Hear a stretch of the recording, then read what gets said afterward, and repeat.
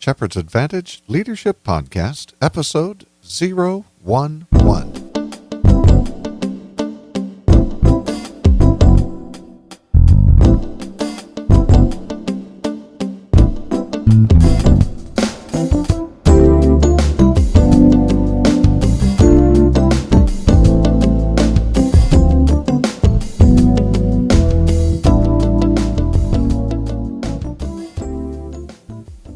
Well, hello everyone, and welcome to another Shepherd's Advantage Leadership Podcast, where we believe that we're trying to make a difference with people who make a difference while doing something that makes a difference.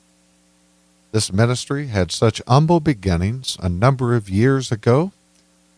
We began with a subcommittee assignment that we had the privilege of being a part of. Out of that assignment, out of those early years of dialogue and discussion with various ministers and denominational leaders, the principles and the ideas that we learned and gained from that would shape our life moving forward. It would eventually become a dissertation that I did not know I was going to write, let alone pursue an educational journey I didn't know was even going to take place. So we've had humble beginnings in this ministry we call Shepherd's Advantage Incorporated. Our desire as part of the ministry is to provide leadership development podcasts. We're here to provoke thought, to stimulate the imagination to greater leadership capabilities, offering insightful as well as academic insights into the modern nonprofit leader. It's not all academic, but we're trying to meld insight, practical steps of action, coupled with academic insights, to offer some encouragement, to offer some hope, to offer some guidance to nonprofit leaders in this day and time. One of the premier programs that we offer at Shepherd's Advantage is our executive coaching. I know that many people have various ways of thinking about coaching. When we think of a coach, we instinctively think of someone telling us how to do something. That's not our version of it. We also think of a coach being someone that is living out of their historical past. In other words, this is how I used to do it, and if you'll do the same, then you'll reap the benefits also. Well, executive coaching is really about allowing the client to go deep within themselves and discover the answers that are already there.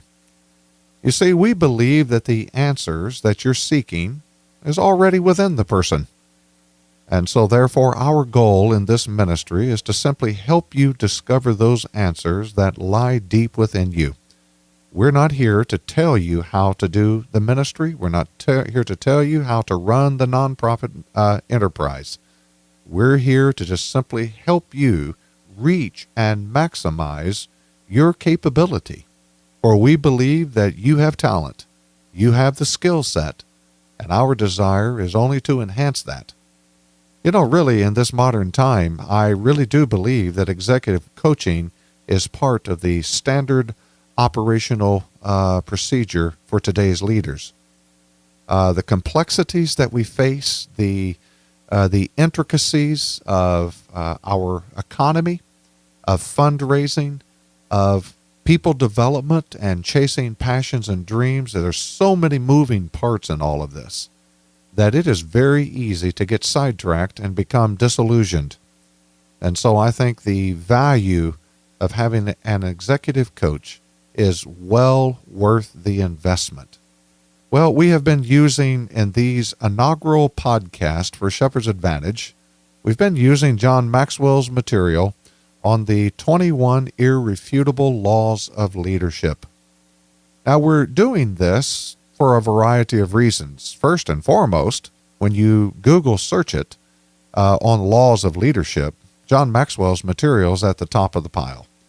There is no other list that is more comprehensive. There is no other list that is more in-depth and gives more insight than this material. Now, that's not to say that there are not other lists and other things that can be brought to the table for discussion. There are. In fact, in our inaugural podcast and the introductory podcast 001, we did highlight and we mentioned several of those authors and writers that have their version of lists, and they have some very good things in which to say. But in building this enterprise we call Shepherd's Advantage, we knew we needed to lay some foundation.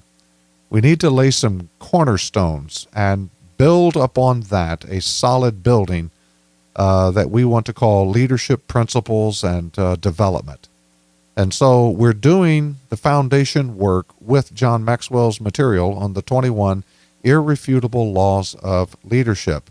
We have in the show notes a link in which you can purchase the book and the workbook if you desire. It's certainly not required at all, but if you choose to do that, I will mention to you it is an affiliate link, and your purchase of these materials will certainly be a blessing back to Shepherd's Advantage.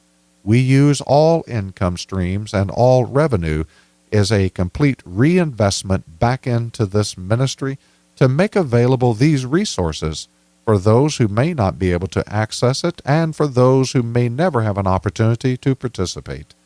And so we are grateful if you choose to do that, and thank you for doing so. Of course, our show notes has a variety of links and things that are available, and we do a ScreenFlow capture of the complete show notes and all the PowerPoints, and we have a link that is provided for you there on YouTube to where you can also have the full program as it is recorded and made available to you for teaching purposes, for however you see fit in your organization. Well, with that as a backdrop, let's begin today this continued journey of Shepherd's Advantage Leadership Podcast, building the 21 Irrefutable Laws of Leadership with John Maxwell's material. Let's consider the law of explosive growth. The law of explosive growth says that to add growth, lead followers. To multiply, lead leaders. Leaders are naturally impatient. Leaders want to move fast. They want to see the vision fulfilled, see progress. That's what brings joy to a leader. Let's get something done. Let's make it happen. Let's accomplish some things. But the real problem, many times, is that a good leader sees the future steps, assets, and action steps before others.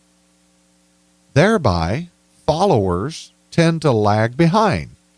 Now, that's not an indictment. That's not a judgmental statement. That's just simply the way life works. There is always a tension between where the leader is going and where the followers are and where they need to go. So consider this great axiom. If you develop yourself, you can experience personal success. But if you develop a team, your organization can experience growth. If you develop leaders, your organization can achieve explosive growth. And that is really what we're after, isn't it? Well, becoming a leader who develops leaders requires a very different mindset from just attracting followers. So I want to look at 7 comparisons for discussion purposes here.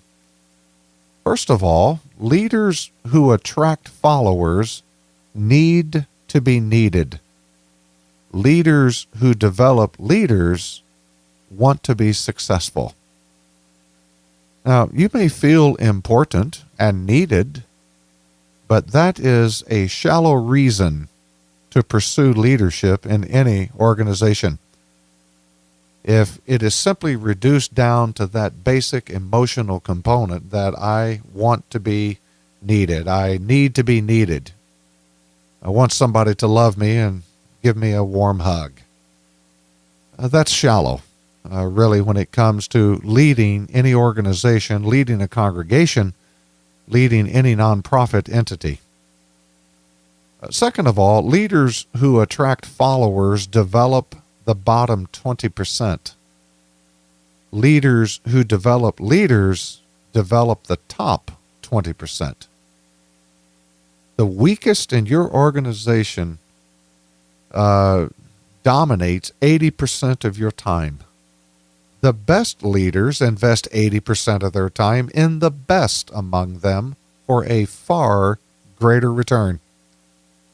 Now, I know that all of us in leadership, at some time or another, we have experienced this particular comparison and may have experienced it in multiple occasions, and sometimes we're slow learners, and we have to experience the pain of it several times. But I can testify to the fact that if you allow the bottom 20% to dominate 80% of your time because of their neediness.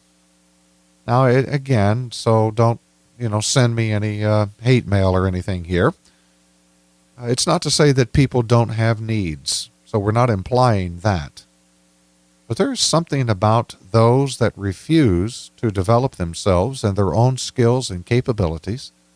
And these people, whether they are conscious of it or unconscious of it, they can just dominate the majority of your time as a leader. And when you invest 80% of your time there, that's not a very good return on the investment.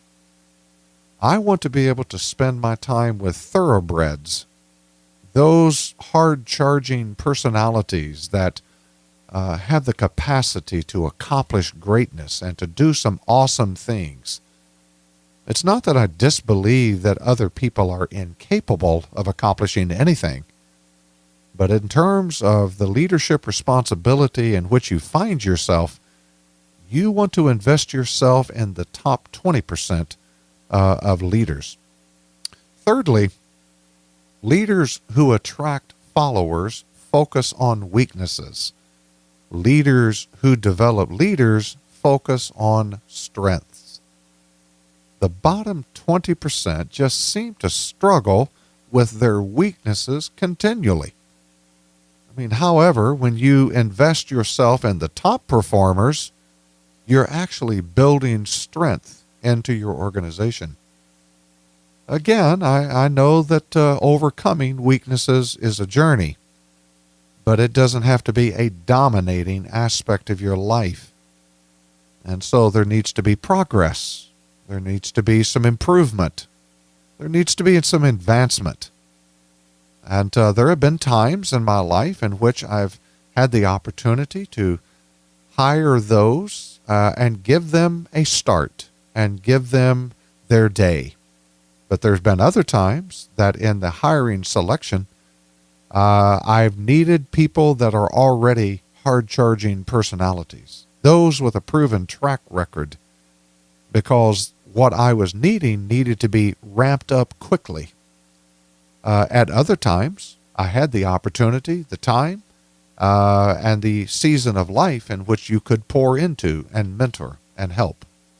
But if you're going to spend your time in that bottom 20% in which they just seem to struggle continually, it is going to sap a lot of energy and life out of you.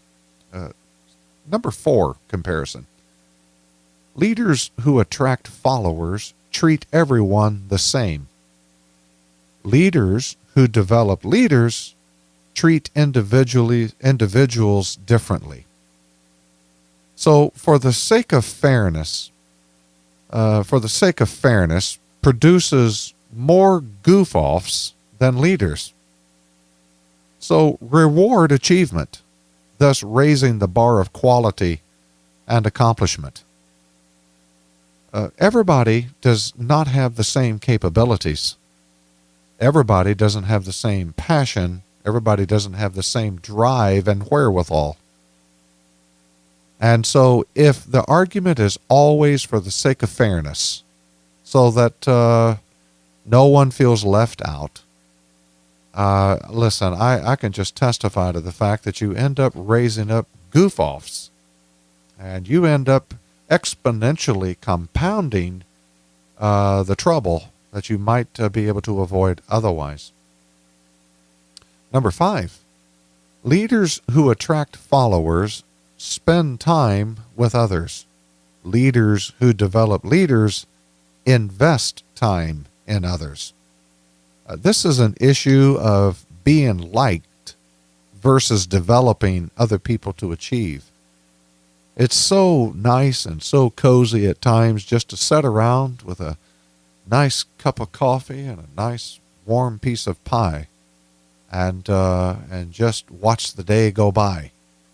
It's an entirely different thing to develop leaders, invest time in others. That's not so much coffee drinking and pie eating.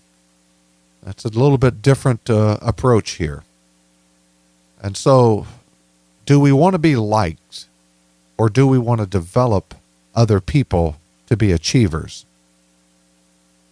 The 6th comparison is that leaders who attract followers grow by addition. Leaders who develop leaders grow by multiplication. If you add 10 followers to your organization, you have the power of 10 people. If you add 10 leaders to your organization, you have the power of 10 leaders times all the followers and leaders they influence. So which way do you want it? You just want to grow by onesie-twosies? Or do you want to grow exponentially in your organization or your church? So develop leaders. You know, in today's economy and way of thinking about church, and we're all striving for the most part, we desire to have a mega operation, mega nonprofit entity, mega churches, and we desire to raise it all up to that standard. And I can tell you by life's experience and having participated at levels of mega, that you find yourself investing into a few in order to impact the many. And when you do that and you do it well, then you really do, by a factor of 10 leaders times all the followers and all the other leaders that they influence, then all of a sudden you exponentially increase your reach, your voice, and your accomplishments. Number 7, leaders who attract followers impact only people that they touch. Leaders who develop leaders impact people beyond their reach. Developing followers, quite frankly, is exhausting because you have to focus on a single person at a time that follows you. And if you are giving that kind of attention to one person here, the next person there, and you're trying to touch all of the followers, that is draining. So developing followers is exhausting work. However, developing leaders, your reach goes far beyond your personal touch. By developing one, you influence the many. And I think that is a far greater reward and dividend on the return. Typically, only 1 in 10 leaders are capable of flourishing without the help or assistance of another leader. All other leaders will need the assistance of a leader in their development. Now, I've had the privilege of working with some tremendous thoroughbreds, some tremendous personalities. I mean, I've had the wonderful, wonderful privilege of working with highly motivated, self-starting personalities. But seriously, in my lifetime, I don't know that I've ever had a single person that didn't need anybody. At some level or another, we need another leader in our life to continue our own leadership development. And so leadership development compounds. The more you invest in people and the longer that you do it, the greater the growth and the higher the return that you're going to receive. There isn't a program good enough to grow organizations as fast as developing leaders. Now, let me pause right there for just a moment. To me, this is one of the greatest needs within the church world as it pertains to developing disciples. For you see, I believe it's in the arena of disciple making that we are able to grow our churches, to grow our nonprofits at an accelerated, exponential rate of growth if we take the time to pour into leaders, raising the bar, raising the standard, challenging the workers, and you just exponentially grow yourself in some very amazing ways. Well, how do we apply this law of explosive growth? Consider, first of all, what stage of personal development do you find yourself? Are you developing yourself? Are you developing your team? Are you developing leaders? Have you identified leaders in which you can pour yourself into and help develop them? So where are you?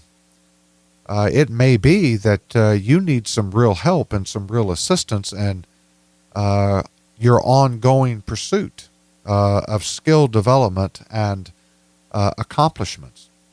And so let me encourage you, continue to develop yourself.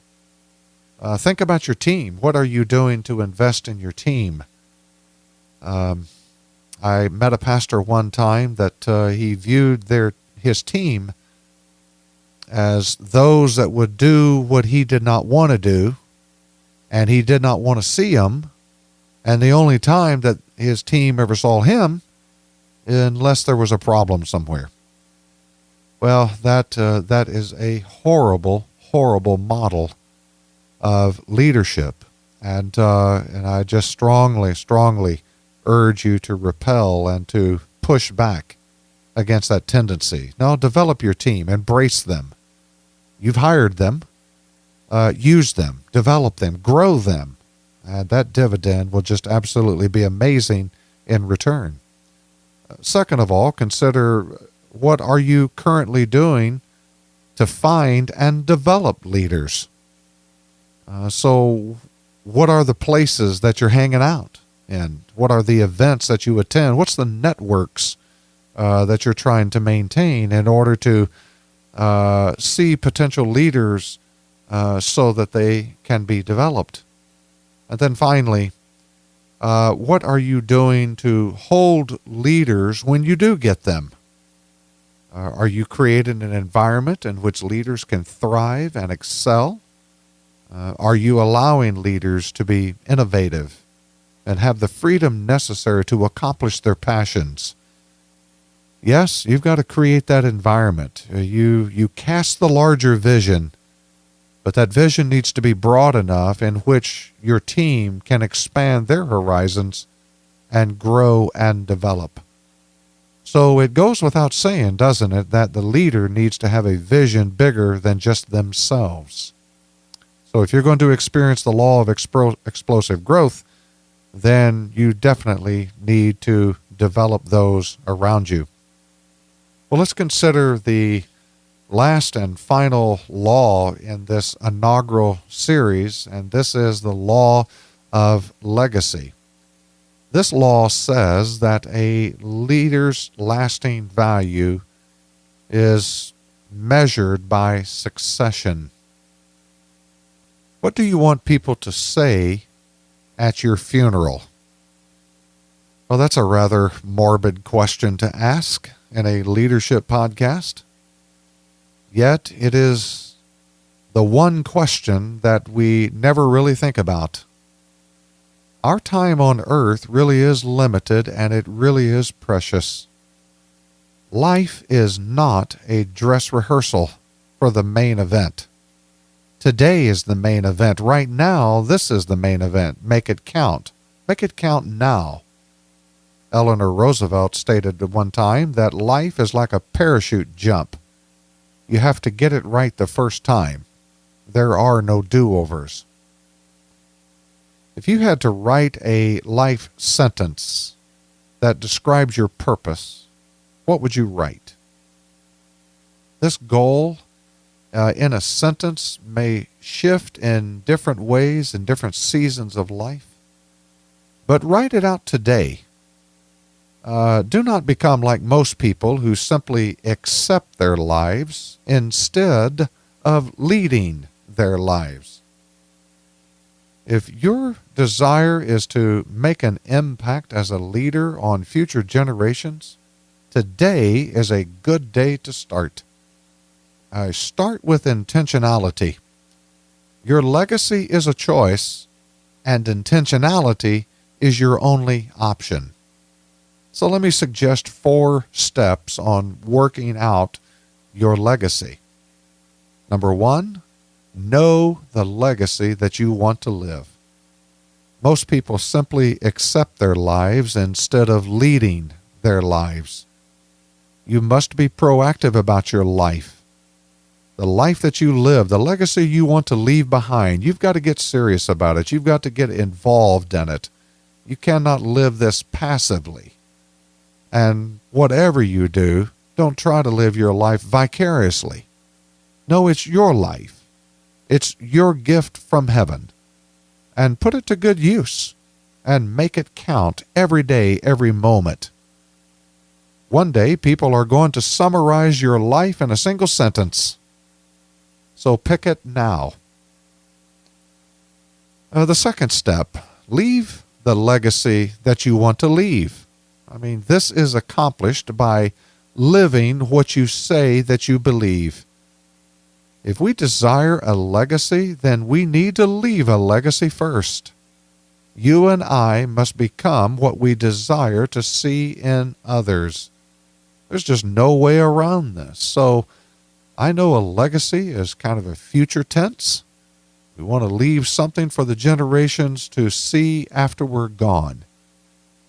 But the truth of the matter is, legacy building starts today. So start leaving it. Start doing it. Start making it available. Number 3, choose who will carry out your legacy.